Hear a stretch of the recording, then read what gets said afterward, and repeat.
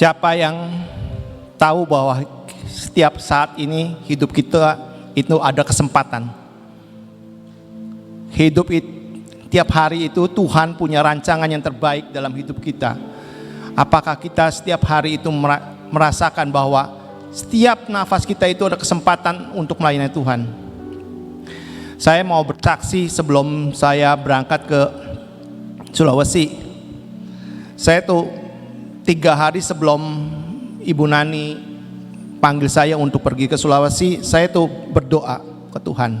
Tiap hari saya di taman itu berdoa, Tuhan, saya tuh mau saat ini saya mau hidup lebih variatif. Selama 2 tahun ini setelah pandemi ini, saya tuh tidak menjalani negeri. Biasanya saya selalu hampir tiap tahun pergi ke pulau-pulau kemana jalan untuk melayani Tuhan.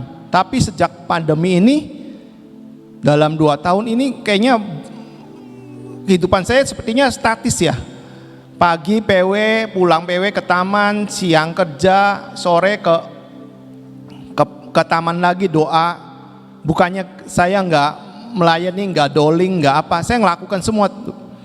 Tapi sepertinya nggak ada hati saya punya gelora cinta untuk apa ya? Untuk bergerak lagi, berjalan lagi.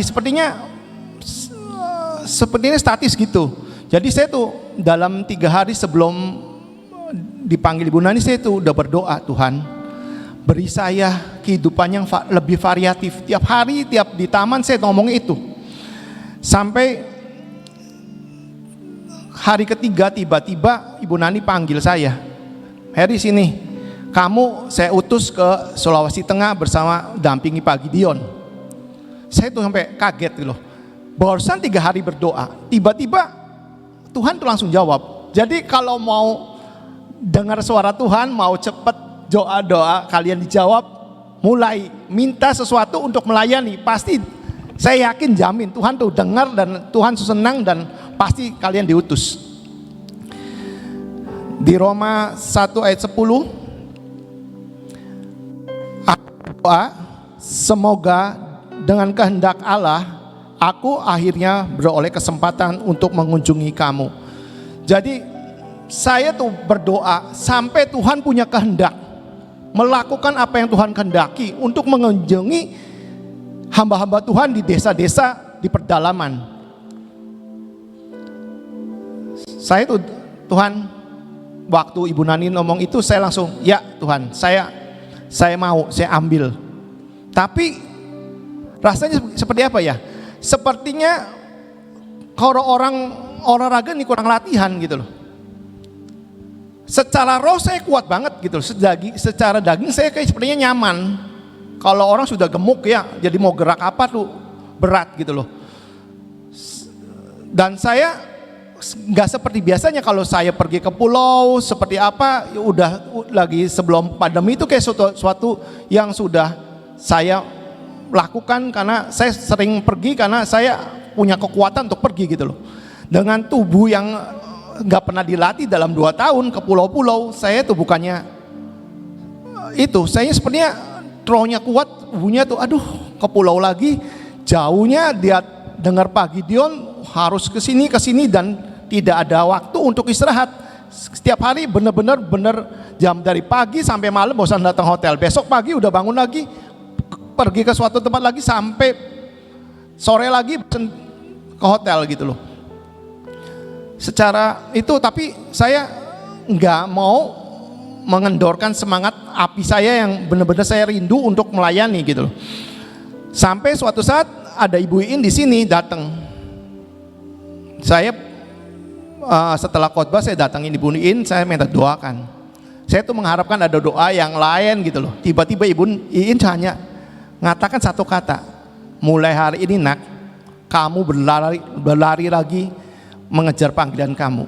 Sepertinya tuh kayak orang sih dikasih kekuatan double porsi itu. Saya untuk, ya Tuhan, saya ambil tugas ini, kesempatan ini, saya nggak mau kehilangan kesempatan. Begitu Ibu In ngomong itu, langsung Tuhan ngomong, nak, kesempatan.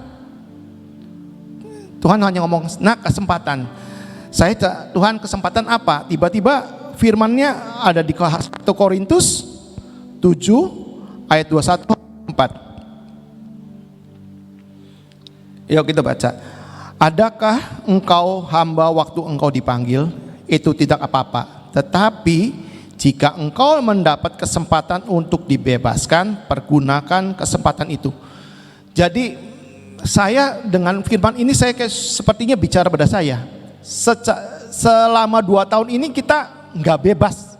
Sepertinya terkurung karena aturan-aturan pandemi dan segala, pergi naik pesawat susah, mau naik apa susah, dengan harus vaksin, harus PCR, harus segalanya gitu loh. Dan virusnya menyebarnya segitu dahsyatnya, segitu sampai banyak korban yang meninggal. Saat-saat ini setelah bulan Agustus itu pandemi itu reda, dan saatnya ini Oktober akhir tanggal 20-an itu mulai reda, dan ini kesempatan saya dibebaskan untuk menjalani negeri ini lagi. Jadi suatu perjalanan yang saya lakukan itu benar-benar Tuhan yang mau. Dan terus lanjutkan, sebab seorang hamba yang dipanggil oleh tuannya dalam pelayanannya adalah orang bebas milik Tuhan. Demikian pula orang bebas yang dipanggil Kristus adalah hambanya. Kamu telah dibeli dan harganya telah lunas dibayar. Karena itu janganlah kamu menjadi hamba manusia. Saudara-saudara, hendaklah tiap-tiap orang tinggal di hadapan Allah dalam keadaan seperti waktu ia dipanggil. Saya sadar bahwa saya itu hamba. Saya dipanggil untuk melayani Tuhan dari awal tahun 2000 itu. Saya sudah tahu saya itu dipanggil untuk berdiri atas Indonesia, atas bangsa ini. Berdiri untuk menjalin negeri, menginjakkan kaki, menggenapkan Yosua 1 ayat 3. Setiap tanah yang saya ijak jadi pusaka milik saya. Membebaskan semua apapun yang pernah direbut iblis, saya datangi dan saya mau rebut untuk Tuhan gitu loh. Jadi seorang hamba itu gak punya hak apa-apa untuk menolak Tuhannya merintahkan, mengutus sesuatu, karena kita sudah dibayar lunas. Tuhan Yesus aja, saudara-saudara, rela disalib untuk menyelamatkan dunia ini, bukan satu golongan atau suatu agama atau suatu ras atau suatu, tapi dia mau mati untuk dunia ini. Masa kita sebagai hambanya nggak mau melakukan untuk menyelamatkan kotanya, negaranya, apapun yang Tuhan mau, kita nggak punya hak. Tuhan saja mau, apalagi kita harus lebih mau, karena kita nggak punya hak apapun. Saya banyak belajar, suatu kesempatan yang diambil saya ambil untuk ada suatu daerah yang di Sulawesi Tengah, itu di daerah Kepulauan Banggai yang tadi Pak Gideon terangkan. Di nomor 1 itu daerah Okulo Ponti, di mana daerah itu daerah pantai tapi sebelahnya gunung tinggi. Di daerah itu benar-benar daerah yang sederhana banget, yang itu kata Pak Gideon harus naruh HP di meja itu yang ada tandanya pohon hiasan hanya satu jengkal gitu Tuhan, 1 jengkal. Kalau kita geser dari pohon itu, HP kita nggak 4G lagi tapi gitu. Jadi setiap hari kalau orang mau itu taruhnya HP-nya di situ semua. Di gereja itu benar-benar mereka haus dan rindu untuk dilayani. Mereka punya antusias yang benar-benar, kalau dia nggak sering menyembah ya. Sepertinya dia praise, kalau udah praise selalu nggak habis-habis, terus goyang sampai malam pun goyang terus, nggak akan habis. Dia punya semangat, apapun yang dikatakan kita sampaikan firman, dia langsung amin, ambil semua apapun yang firman disampaikan. Di situ saya kesempatan setiap menjalani setiap kota desa demi desa itu menyampaikan saya membangun pasukan doa, pasukan yang mau berdoa bagi bangsanya. Terus saya dapat firman lagi untuk yang berikutnya, untuk setelah saya dapat dari Ibu Iin dan saya dapat firman kesempatan, saya doa terus, saya dapat firman lagi untuk menyelesaikan panggilan Tuhan. Di Yohanes 9 ayat 4. Kita harus mengerjakan pekerjaan Dia yang mengutus aku. Selama masih ada siang akan datang malam di mana tidak ada seorang pun yang dapat bekerja. Jadi saudara-saudara, kita tahu ini putaran terakhir. Ibu Nani selalu ngomong putaran terakhir. Waktunya 2 atau 3 tahun lagi yang kita bisa lakukan lebih banyak untuk meraih jiwa-jiwa. Ini kita udah jalan setahun. Selama masih siang, jadi selama masih ada kesempatan, ayo saudara, mulai bakar roh kalian, mulai bakar semangat kalian untuk melayani Tuhan, menjangkau jiwa-jiwa. Banyak pulau-pulau di Sulawesi yang belum kita duduki lagi, belum kita datangi lagi. Jangan kerajaan kalian kendor karena suatu kenyaman yang sudah kalian selama 2 tahun ini tidak melakukan apa-apa. Saya banyak belajar di desa-desa yang ini, di Sulawesi Tengah ini. Mereka dari segala kekurangan mereka mau meletakkan dirinya untuk Tuhan. Meletakkan semuanya. Kalau saya lihat, saya dengar dari hamba-hamba Tuhan, kolekte aja seminggu 25.000. Bagaimana buat mereka hidup, buat mereka melayani. Tapi semangatnya melayani Tuhan tidak pernah kendor. Dia benar-benar meletakkan hidup untuk melayani Tuhan, menyelesaikan amanat agung. Saya tuh malu banget kalau lihat saya layani di kota gagah dengan AC, pergi naik mobil, tidur di rumah enak, melayani di mana-mana, makannya enak, tempatnya enak, bisa kuliner, disambut dengan baik. Mereka nggak ada loh saudara, nggak ada fasilitas apapun untuk mereka yang dapat dari pelayanan mereka. Dari kekurangan mereka menyambut kita benar-benar bukan apa ya? Mereka benar-benar menyambut dengan segalanya, all it. Sampai saya tuh hari pertama bingung, Pak Gideon udah masuk kamar, dapat kamar. Temannya Pak Gideon udah dipindahin ke tempat penduduk, saya mau tidur di mana, saya bingung. Sampai dia meletakkan kamar tidur utama dia kasih ke saya loh. Dia tidur di gereja. Dia menservis kita dengan makanan-makanan di desa itu. Dari saya pertama berangkat sampai terakhir nggak ada makanan yang nggak enak, bener-bener enak banget, ajaib lah dia melakukan semuanya. Saya tuh malu sebenarnya lihat Tuhan. Saya tuh sering renung kalau lagi mereka ngobrol, saya renung, Tuhan, saya hatinya bisa nggak seperti dia gitu loh. Dari kekurangannya dia melayani Tuhan. Saya banyak belajar di situ, banyak meletakkan hidup mereka untuk Tuhan melayani. Dan mukanya dia nggak ada yang muka gemerungsung, muka susah nggak ada. Mukanya selalu ketawa-ketawa terus, senyum, sukacita gitu. Nggak ada ya kepalsuan di muka dia tuh nggak ada. Waktu saya berangkat pertama naik kapal, memang saya kaget loh, kapalnya bener-bener empet-empetan tiduran seperti geladak gitu, dikasih kasur tipis dan mereka tidur gitu, nggak ada AC, panasnya minta ampun. Sampai aduh saya mau duduk di mana, udah penuh kayak gitu, udah saya duduk di dak kapal itu. Saya, Tuhan kasih jiwa sih Tuhan, daripada saya duduk diem nggak ada apa-apa. Tiba-tiba ada anak-anak berempat main, saya ajak obrol, akhirnya saya bisa doakan mereka satu-satu. Setelah anak itu pulang ke ibunya, saya duduk lagi, Tuhan mana lagi ya?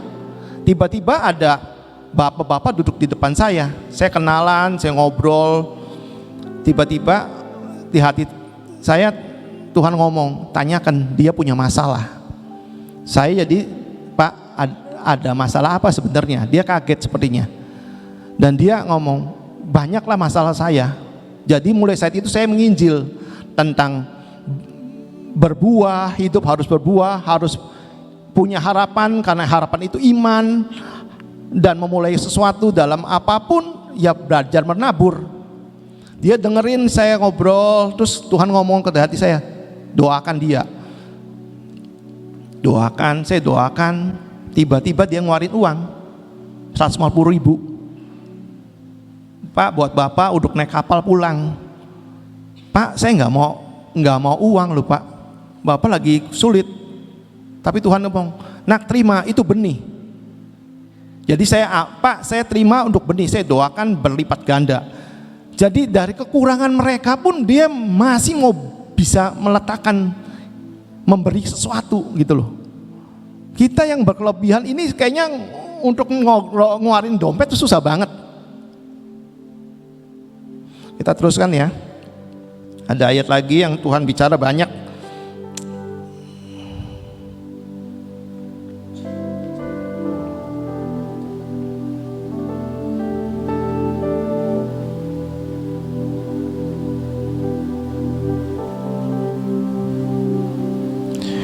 Yohanes 18 ayat 9. 2 Yohanes 18 2 Yohanes 1 8 ayat 9. Waspadalah supaya kamu jangan kehilangan apa yang telah kami kerjakan itu, tetapi kamu mendapatkan upah sepenuhnya. Setiap orang yang tidak tinggal di dalam ajaran Kristus, tetapi yang melangkah keluar dari situ, tidak memiliki Allah. Barang siapa tinggal di dalam ajaran itu, ia memiliki Bapa dan Anak. Saudara-saudara, ini masih ada kesempatan, masih ada siang. Kita sudah memulai dari awal pertama kali bertobat menerima Yesus dengan cinta mula-mula. Kita memulai dengan roh. Tapi jangan kalian itu mengakhiri dengan daging. Jangan pernah mengakhiri kalian daging. Karena di sini katakan, tetapi supaya kamu mendapat upahnya penuh. Setiap apa yang kita lakukan dalam pelayanan, kita sepertinya kalau zaman sekolah minggu itu mencari pundi-pundi di surga. Tuhan tidak pernah berhutang, saudara. Saya belajar meletakkan dari dulu, ya nggak tahu kenapa ya, kayak sepertinya saya selalu diuji Tuhan. Setiap saya pelayanan, order lagi banyak. Dan kalau saya orang interior design, yang paling sibuk tuh waktu fit out, jadi nyeting barang saya di suatu tempat, itu yang paling sibuk dan harus ditungguin. Setiap kali saya mau pergi pelayanan pasti kejadian dari berapa tahun ya seperti itu. Nah, yang saat ini dapat diutus, wah saya lagi fit out gitu loh. Tuhan, saya fit out ya, waktunya sepertinya nggak tepat. Tapi Tuhan, saya udah dapat firman, saya lakukan. Saya nggak mau cinta saya karena pekerjaan, cinta saya karena kesibukan saya nggak mau membatalkan semua kesempatan yang Tuhan berikan. Karena ini kesempatan saya boleh menjalani negeri lagi, saya boleh meraih jiwa-jiwa lagi, saya boleh melihat saudara-saudara saya dimanapun mereka ada di desa-desa itu. Saya bisa membagi kasih, membagi kabar baik untuk mereka, membangkitkan potensi-potensi mereka sebagai pendoa di akhir zaman ini. Saudara-saudara, Indonesia itu benar-benar kaya. Di sana air berlimpah dan bening banget. Saudara, di suatu daerah namanya Tioli ya Pak, benar ya? Tioli itu sejarahnya tanah kalau nyabut rumput emas semua yang keluar. Saya mengajak semua Satu lagi. Kepiting besar segini, harganya cuma 2.000 perak, saudara. Dia kalau mau ikan, nembak ikan besar-besar segini. Indonesia benar-benar kaya. Perlu kita, ayo saudara-saudara, bangkit, doakan Indonesia. Kita selalu berdoakan semua hasil tambang keluar. Itu benar-benar tanah itu dicabut rumputnya, keluar emasnya. Tapi saat-saat ini sebagian yang di kota udah habis, ada pedalaman. Mereka pada nggali sepertinya gampang banget. Ini tugas kita, saudara. Di akhir zaman ini, di putaran terakhir, ayo saudara, kita refleksi diri. Apakah cinta kalian yang dulu pernah ada itu masih ada di hati kalian? Api itu apakah bisa membakar kalian untuk melayani Tuhan lebih lagi? Mari tutup mata sekali, saudara-saudara.